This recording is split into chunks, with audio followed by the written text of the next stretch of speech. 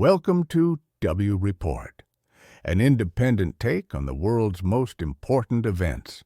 Today we are joined by Scott Ritter, a former U.S. Marine Corps intelligence officer and former UN weapons inspector.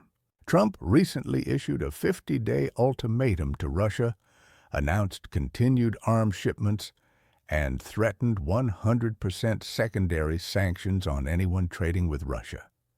How do you see this move? Is it a rejection of his peace mandate, or is there another logic behind this plan? When he first published this plan, when he first talked about it, I was taken aback because there's never been a plan more guaranteed of failure than this plan. It has there's no legs, it has no chance, it's not sustainable, and it's not something that serves, for instance, as a foundation upon which you can then build. Got it. It will fail from the start. It is failing from the start. Let's start with the weapons deliveries. What weapons are being delivered? I see. I mean, President talked about 17 Patriot batteries, a full complement, according to the president. I don't think there's 17 batteries. I don't think there's 5 batteries. I'd be surprised if you can find 2 batteries to be shipped right now. The Dutch are talking about sending something. The Germans are promising something down the road if they get a backfill, but they can't get a backfill unless you divert, for instance, Swiss Patriot orders, but the Swiss Patriot orders weren't scheduled for delivery until 2026, 2027. Okay. So if the Germans are going to wait for the back order to be delivered, that means the Ukrainians aren't going to see a Patriot battery delivered until 2026, 2027. The last time I checked, it's July 2025, and I may be a dumb Marine and math ain't my forte, but I can tell you right off the bat that July 2025, it's a long way to go to get to 2026. And I can also tell you that last night the Russians fired 450 drones into Ukraine. Not the largest number. They've sent almost twice that many on nights, and they're gearing up production, according to Italian newspapers that toured the production facility in Tatarstan. 1,000 drones a day are being produced. If we're producing 1,000 drones a day, that means you're preparing to launch 1,000 drones a day. And so I'm just looking at this saying, what the hell was Donald Trump smoking when he said this? And the point is, it makes no sense. It's a policy doomed to fail. Now you take a look at the economic aspect of this.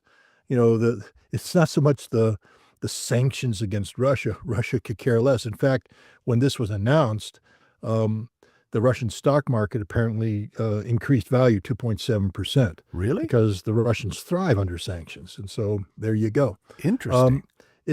But this promises secondary sanctions against China, India, Brazil, and other nations that are consuming Russian oil under the premise that if you can stop them from buying Russian oil, the Russians don't have the money to continue to fund their war, etc.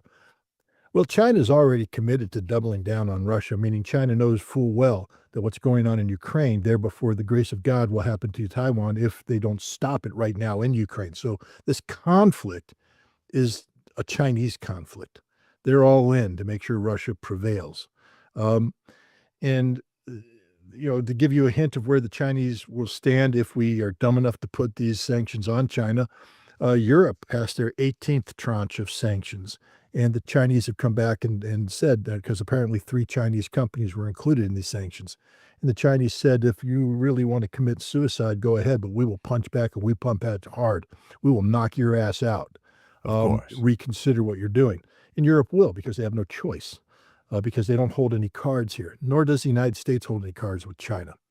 If you recall, back in April, the president put sanctions on China. I can't remember the number, the percentage. It doesn't matter because it didn't happen. He had to immediately back down and extend the sanctions for 90 days. Now they're extended through August, I guess.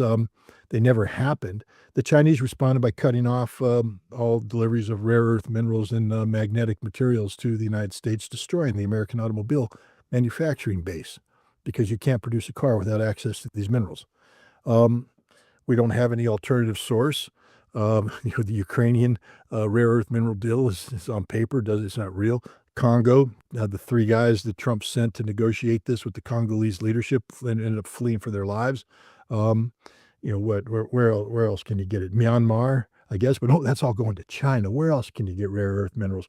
I guess you're stuck. Afghanistan, Chinese got that one too. the Chinese own us. And if we impose these sanctions, this mistake that was made, which was destroying the American automobile industry, only was recently rectified, I guess, in June, where they finally negotiated some sort of agreement. The Chinese should just pull the plug. They don't need us. They'll pull the plug and they'll collapse. China's not going to play this game. It's stupid. It's the most predictable outcome. Brazil has said, if you don't want to trade with us, we don't want to trade with you. Therefore, it doesn't matter what you do. We'll just cut you off. And India, at some point in time, India is going to have to get off the fence. And I don't believe that India will sacrifice its sovereignty for the insane unpredictability of the Trump administration when they are part of BRICS, part of the Shanghai Cooperation Organization, part of the G20, and that's the direction of their economic future. So I personally don't believe these sanctions will ever be implemented. I believe that this is a gimmick that was. I believe Lindsey Graham would like to see them implemented. According to him, it'll be opening up a can of whoop ass on Putin. He's been watching one too many examples of the water boy. Lindsey Graham is so irrelevant, such a non-player, such a non-entity.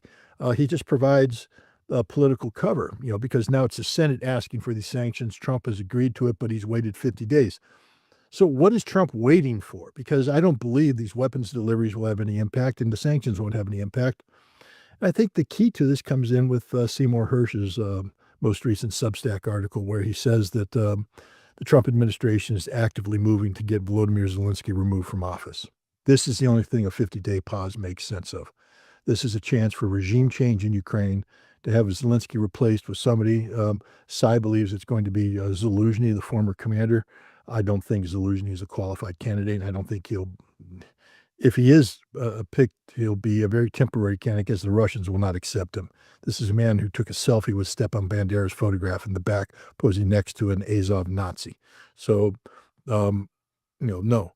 I think the direction we're heading now is the elimination of the Zelensky government and the implementation of elections in Ukraine that will be geared towards producing a government sympathetic to the Russian demands. And from this, you will be able to navigate towards a eventual ceasefire and conflict termination. And I think this is the path that Trump is taking. He can't say it because it's a loss of face. But I think, Trump will say, we will agree to the peace that the Ukrainian government will agree to. But right now, you can't agree to a peace the Ukrainian government agrees to because Zelensky's government won't agree to peace. The solution is to get rid of Zelensky's government. And I think that's what this 50-day pause is designed to do. Yeah, it appears that this is less about applying real pressure on Russia and more about a political maneuver aimed at changing the leadership in Kyiv. The promised weapons deliveries seem unrealistic. The sanctions against Russia's key partners are unlikely to be fully implemented, and the 50-day pause may be used as a window for internal transformation in Ukraine, followed by a potential move toward negotiations with a new government. Draw your own conclusions. We'll be watching how the situation unfolds. Thanks for watching. This was W Report.